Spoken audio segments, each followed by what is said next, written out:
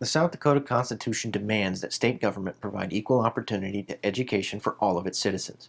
Yet for decades, Native Americans, who make up 9% of the population, have been left behind by a system that fails to meet their needs and has resulted in generations of natives suffering the consequences of inadequate educational achievement. I'm Nick Lowry with South Dakota News Watch, and my latest story is actually a two-part series examining the achievement gap between Native American students and white students. Part 1 of the series, which is linked to this video, takes a look at some of the reasons why the achievement gap has been so hard to close.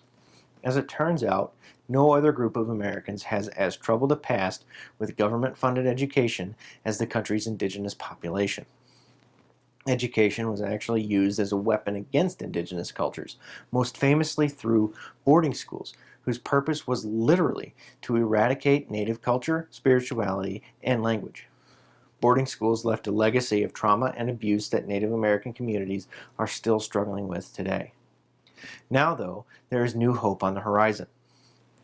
One of the most encouraging developments is that schools are making a conscious effort to seek input from Native Americans when developing curricula and programming, said Juliana Whitebold Taken Alive, Director of the State Office of Indian Education. For much more on this story, visit sdnewswatch.org.